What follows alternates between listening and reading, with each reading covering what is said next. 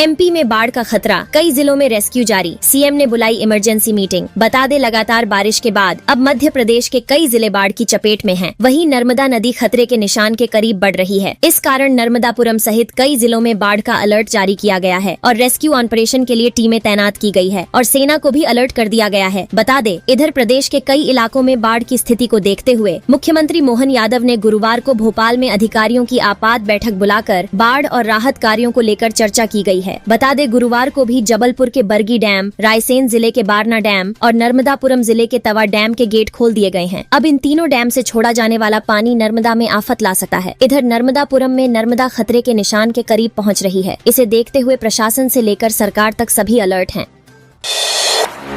महाकाल भस्म आरती में एंट्री के लिए नया नियम, जाने अब कैसे मिलेगा प्रवेश। महाकाल मंदिर में भस्म आरती में एंट्री के लिए अब नियमों में बदलाव होने जा रहा है। इस नियम के बाद अब श्रद्धालुओं को महाकाल में एंट्री करने के लिए एक नया नियम फॉलो करना होगा। इस नए नियम के मुताबिक अब श्रद्धालुओं को कलाई पर radio frequency identification RFID band बांधना होगा। इस बैंड को बांधने के बाद ही भक्तों को महाकाल की भस्म आरती में प्रवेश मिलेगा। बता दे मंदिर के प्रशासक गणेश धाकड़ कहते हैं कि मंदिर के मुख्य द्वार पर फ्लैप बैरियर लगाए जाएंगे। दरअसल यह टेक्नोलॉजी एयरपोर्ट और मेट्रो स्टेशंस पर यूज की जाती है। उन्होंने बताया कि शुरुआत में हम इसे प्रयोग के तौर पर ही लागू कर रहे हैं। इससे अब महाकाल मंदिर में गलत तरीके से प्रवेश करने वालों पर रोक लगेगी। बता दे मंदिर समिति इसी माह सितंबर से इसे लागू करने जा रही है। मध्य प्रदेश में 5 महीने में लगेगी सरकारी नौकरी, फटाफट टेक्निक से सरकार बांटेगी ऑनफर लेटर। जी हाँ, मध्य प्रदेश में सरकारी नौकरी की तैयारी कर रहे युवाओं के लिए अच्छी खबर है। जल्द ही सरकार लोगों को सरकारी नौकरी देने की तैयारी कर रही है। दरअसल कर्मचारी चयन मंडल सितंबर 2024 से जनवरी 2025 तक यानी 5 महीने में सरकारी नौकरी के लिए 8 परीक्षाएं आयोजित करने वाला है। इनमें 2 परीक्षाओं को आयोजन तो सितम्बर महीने में ही किया जाना है, जिसमें पुलिस कांस्टेबल भर्ती के लिए शारीरिक दक्षता परीक्षा और प्री नर्सिंग सिलेक्शन टेस्ट शामिल है। इसके साथ ही तृतीय और चतुर्थ श्रेणी के कर्मचारियों की नियुक्ति के लिए भी परीक्षा का आयोजन होना है। बता दे इसके साथ ही महिला बाल विकास पर्यवेक्षक परीक्षा का आयोजन भी अक्टूबर में किया जाएगा। इसी तरह जनवरी 2025 में वन रक्षक, क्षेत्र रक्षक एवं जेल प्रहरी परीक्षा आयोजित की जाएगी। साथ ही और भी कई सारी योजना आयोजित की जाएगी। महू की घटना को लेकर राहुल गांधी के बयान पर सीएम मोहन यादव और कैलाश विजयवर्गीय ने बोला हमला। बता दे इंदौर की महू तहसील के जाम गेट में आर्मी के 2 ट्रेनी अफसर और उनकी महिला मित्रों के साथ लूट और गैंगरेप केस में राजनीति गर्मा गई है। इस मामले में पहले हमला लोकसभा में विपक्ष के नेता राहुल गांधी ने किया और सभी बीजेपी शासित राज्यों को घेरा। फिर प्रियंका गांधी ने भी घटना को शर्मनाक बताया। इसके बाद प्रदेशाध्यक्ष जीतू पटवारी सहित कांग्रेस के अन्य नेताओं के बयान आए। वहीं अब इसमें सीएम मोहन यादव और नगरीय प्रशासन मंत्री कैलाश वर्गीय ने पलटवार किया है। सीएम मोहन यादव ने कहा कि महू के समीप जाम गेट की घटना पर त्वरित कार्यवाही करते हुए आरोपियों को पकड़ा गया है और कोई भी गलत कार्य करेगा वह बचेगा नहीं। वहीं सीएम ने राहुल गांधी के सवाल उठाने पर कहा कि राहुल गांधी अभी फुर्सत में हैं। उनकी सरकारों में क्या हो रहा है ये उनको दिखता नहीं है। कलकत्ता में क्या हो रहा है, हिम्मत है तो सामने आकर बोलें। इसके अलावा बीजेपी के कई नेताओं ने राहुल गांधी पर जमकर हमला बोला।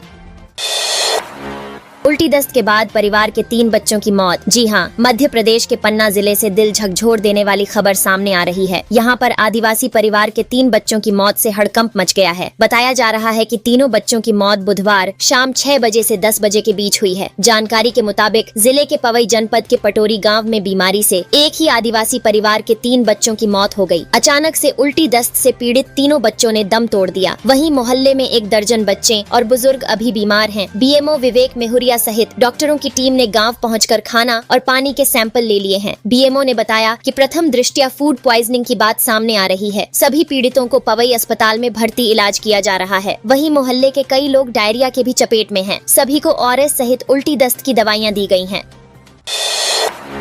MP में सभी छुट्टियों पर लगी रोक कर्मचारियों अधिकारियों के लिए सरकार ने जारी किया आदेश। बता दे मध्य प्रदेश में सभी सरकारी छुट्टी पर रोक लगा दी गई है। प्रदेश के सभी सरकारी विभागों में कार्यरत कर्मचारियों अधिकारियों के लिए इस संबंध में आदेश जारी कर दिया गया है। बता दे सीएम मोहन यादव ने प्रदेश में बाढ़ के हालातों को देखते हुए ये निर्देश दिए थे। प्रदेश में लगातार कई दिनों से तेज बारिश के कारण अधिकांश जगहों पर बाढ़ की स्थिति पैदा हो गई है। इसको देखते हुए सीएम ने भोपाल में बड़े अधिकारियों की आपात बैठक भी बुलाई और अति वर्षा और बाढ़ से उत्पन्न हालातों को देखते हुए सीएम मोहन यादव ने प्रदेश भर के सरकारी अमले के अवकाशों पर रोक लगाने को कहा। सीएम ने कहा कि स्थिति सामान्य होने के बाद कर्मचारी अधिकारी अवकाश ले सकेंगे।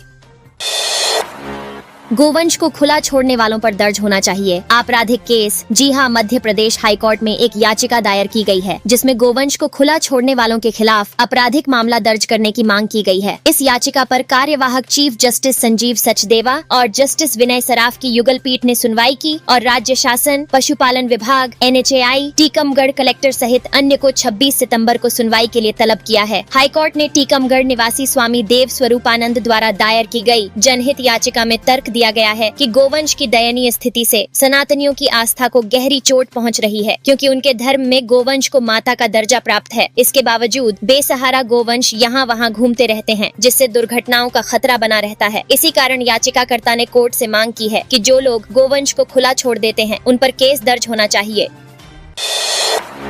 400 साल पुराने दतिया किले की दीवार ढही, मलबे से 7 शव निकले, 2 की हालत गंभीर। मध्य प्रदेश के दतिया जिले से बड़ी खबर सामने आई है। यहाँ शहर के फेमस दतिया किले की दीवार ढहने से उसकी चपेट में आए 7 लोगों शव मलबे से निकाले गए हैं, जबकि 2 लोगों को गंभीर हालत में मलबे से बाहर निकालकर जिला अस्पताल में इलाज के लिए भर्ती कराया गया है। बता दें कि दतिया किले की 400 साल पुरानी पत्थर की दीवार ढहने से तलहटी के मकान में रह रहे 9 लोग दब गए। मिली जानकारी के अनुसार हादसे में जान गंवाने वालों में एक ही परिवार के लोग शामिल हैं। किसानों को बड़ी सौगात, जमीन अधिग्रहण पर मुआवजे की अंतर राशि भी देगी सरकार। जी हां, मध्य प्रदेश में किसानों को बड़ी सौगात दी गई है। बता दें, राज्य सरकार ने जमीन अधिग्रहण पर मुआवजे का स्पेशल पैकेज देने का फैसला किया है। बता दें, हाल ही में सीएम मोहन यादव की अध्यक्षता में मंत्रालय में हुई कैबिनेट की बैठक में इस महत्वपूर्ण निर्णय पर मुहर लगाई गई है कि मंत्री परिषद द्वारा किसानों को प्राप्त मुआवजा राशि के अंतर की राशि का स्पेशल पैकेज दिए जाने की स्वीकृति दी गई है। मंत्री परिषद ने पीठमपुर में मल्टी मॉडल लॉजिस्टिक पार्क की मुआवजा राशि पर ये स्पेशल पैकेज देने का निर्णय लिया है। यह लॉजिस्टिक पार्क भारतमाला परियोजना के अंतर्गत बनाया जा रहा है। महिला शिक्षकों के लिए खुशखबरी, मोहन सरकार देगी घर। जी हां, स्कूल शिक्षा विभाग सरकारी स्कूलों में पदस्थ महिला शिक्षकों के लिए आवास की व्यवस्था करेगा। इनके लिए फ्लैट बनाए जाने हैं। बता दें, निर्माण के लिए हर जिले से 5 एकड़ खाली जमीन की जानकारी मांगी गई है। बता दें, यह पहला मौका है जब विभाग शिक्षकों के लिए आवास की व्यवस्था होने जा रही है। लोक शिक्षण संचालनालय PWD ने इसके संबंध में निर्देश जारी किए हैं और 7 दिन में जानकारी मांगी गई है। बता दें, प्रदेश के ग्रामीण क्षेत्रों में शिक्षकों की कमी है। इसकी एक मुख्य वजह आवास की व्यवस्था न होना बताया गया है। इस कारण इसे आधार बनाते हुए स्कूल शिक्षा विभाग रहवासी क्षेत्रों को विकसित करने जा रहा है। मध्य प्रदेश में 94,000 स्कूल हैं। इनमें 1 लाख से अधिक महिला शिक्षक हैं। ग्रामीण और दूरस्थ क्षेत्रों में इनकी संख्या 25,000 से अधिक है। इसलिए MP सरकार आवास की व्यवस्था करने जा रही है।